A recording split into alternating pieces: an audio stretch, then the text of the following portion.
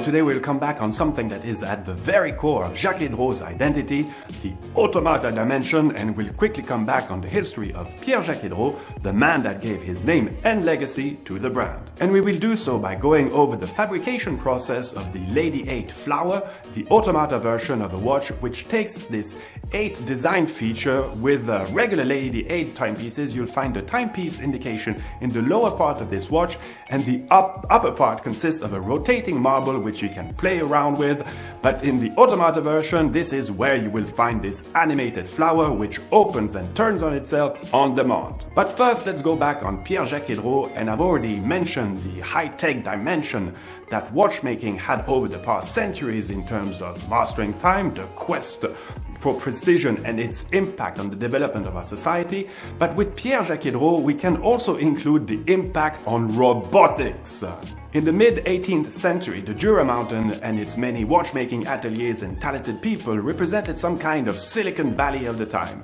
In addition to watchmaking craft and simply put the development of micromechanics, well, this allowed the production of some incredible objects, of which the automata was the most impressive and fascinating example of.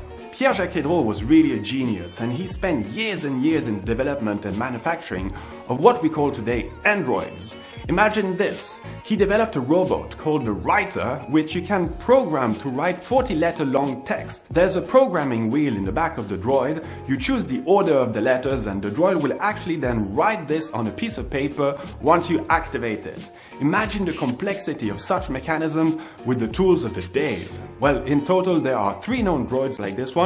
You have the musician, the draftsman, additional to the writer, and they can all be seen in the History Museum of Neuchâtel. This gave Mr. Jaquet-Droz an immense international fame, and he would travel throughout European courts to present these exceptional achievements to the delight of simply flabbergasted audiences.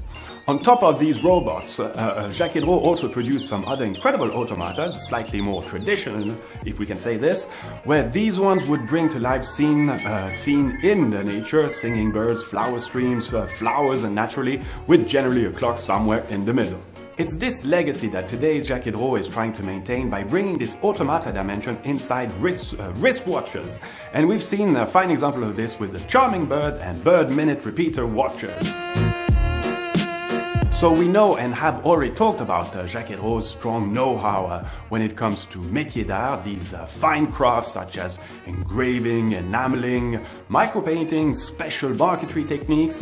But today we really wanted to come back on this very unique automata dimension and visit a bit more in detail the various ateliers where these modern interpretations are being carried out. Despite the fact that we're talking about micro-engineering, the parallel between watchmaking and automata technique stops a bit here, because the simple fact that you work with volumes instead of assembling flat gears, well, this involves a very different way of developing and manufacturing these various parts. So from a simple idea and always linked with nature, the design team of Jaquet-Droz will work on how to match these design ideas with the mechanical constraints you will find in a watch, in particular the size of the object. So it's no surprise that the design team shares the same office as the construction team, as interaction between the two is simply a must in the development phase of these objects. Regarding the watchmaking aspect, well, we are more or less in known territory and things are rather classical, but when it comes to activating this flower animation, well, you have to take energy from somewhere, bring it to somewhere else,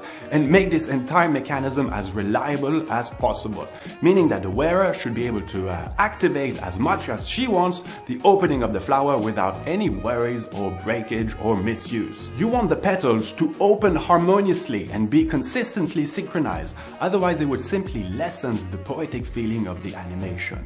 You want that brightlet ruby to turn on itself at a constant speed and then slow down gently before it stops.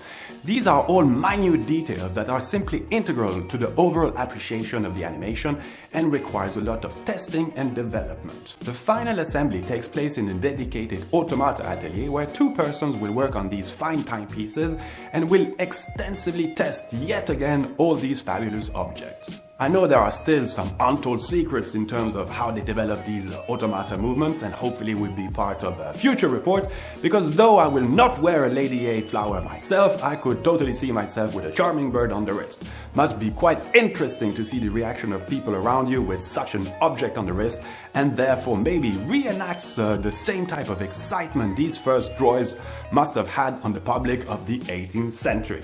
See you soon, all the best.